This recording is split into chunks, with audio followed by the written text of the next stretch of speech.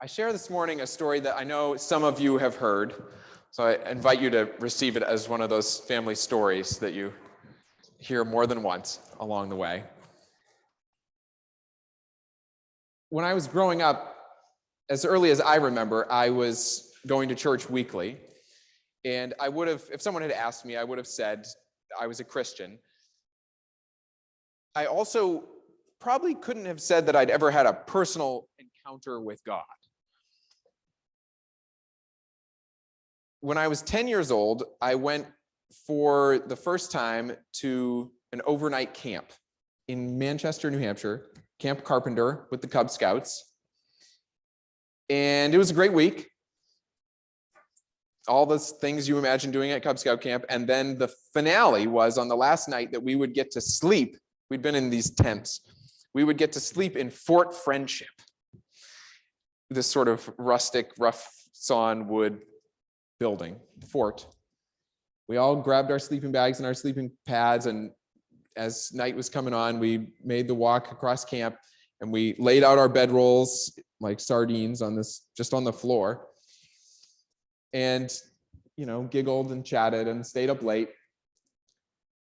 I remember amongst the chatting, folks making fun of this one boy whose last name was Mahoney. They'd been picking on him all week, and they were making fun of him now, saying, he's definitely going to wet his bed tonight. And for some reason in my mind, this was a foregone conclusion. And I remember really distinctly thinking, oh, I feel so bad for him. It's going to be so bad when he wakes up and has wet his bed. Eventually, we all fell asleep. And it turns out I was the first person to wake up, because I woke up while it was still night, horrified that my pajamas and my sleeping bag were wet.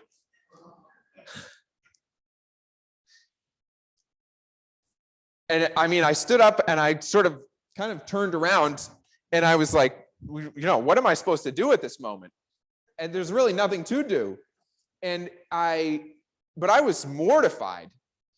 And I remember walking barefoot across the wood, and then out, there's this expanse of fresh bark mulch all outside, and a bright, harsh, full moon. And I just stood on that bark mulch, and I don't think I'd ever prayed before in my life without some guidance, without some invitation from someone else. But I made a prayer right there, and I said, God, please do not let them make fun of me in the morning. And that was really the full prayer that I had to say. But I said it for 25 minutes. And I walked back and forth on the bark mulch. God, please do not let them make fun of me.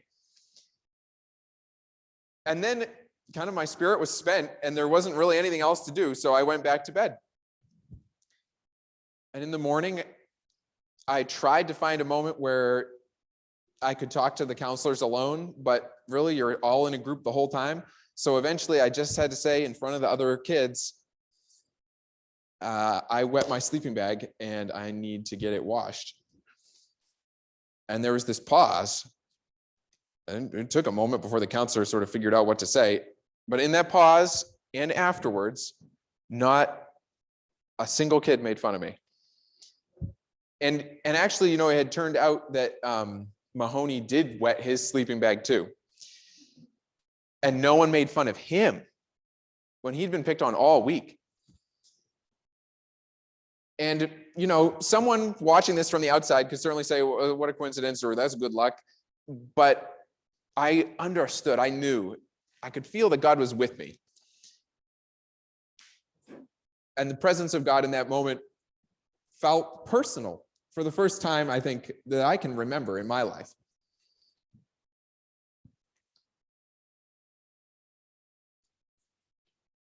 Based on my understanding, there's a significant difference between the discomfort of bedwetting and leprosy. But I was invited this week, in light of this story of the 10 lepers, and they're being made clean by their faith, and the one turning back to give thanks to God, I was invited by our bishop, as we were all seated together, to think back on the first moment that I could remember God's healing in my life. And this is my little story of that moment.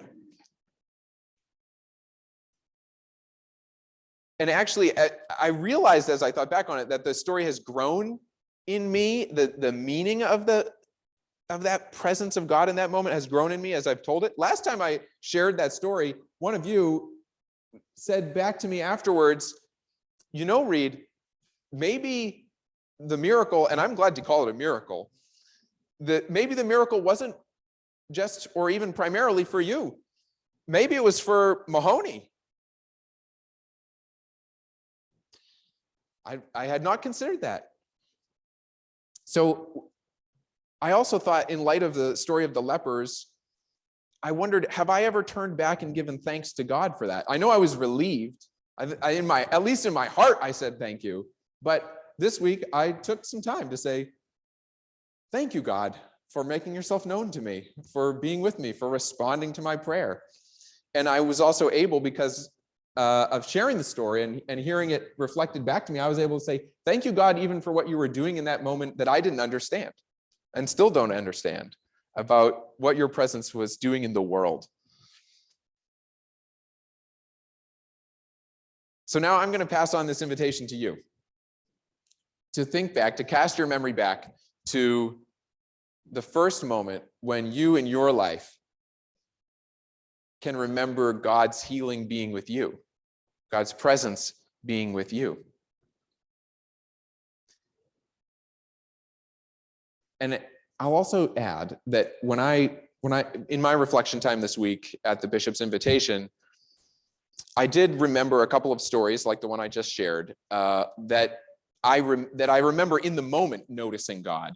But also, as I looked back, I thought, well, surely, I was 10. Surely God was present to me before that. And as I wondered about that, I had this vision of Jesus, with Jesus' own two hands, drawing me out of the womb at my birth and holding me in his arms, which I know was something that my mom and my dad did, right, in the physical world. But I had this vision of Jesus's presence to me at that moment, holding me. When you cast your memory back, there may be a moment that you remember that in the moment, then you knew that God was with you.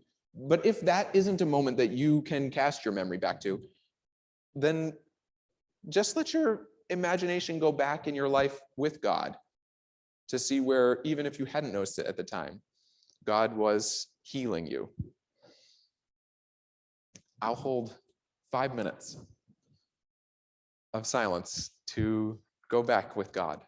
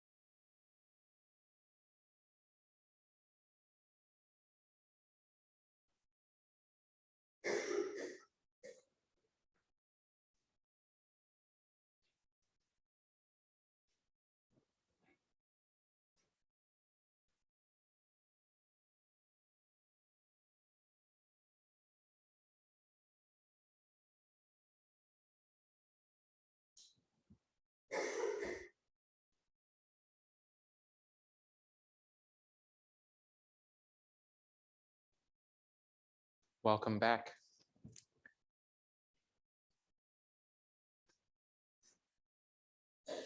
Especially in light of Jesus's celebration of that Samaritan who knew to come back and to give thanks. I welcome us to pray that prayer which we prayed so often after going back into our own stories and sharing from our own stories. The prayer which goes, for what was, thanks be to God. For what is, thanks be to God. For what will be, thanks be to God. For what was, thanks be to God. For what is, thanks be to God. For what will be, thanks be to God.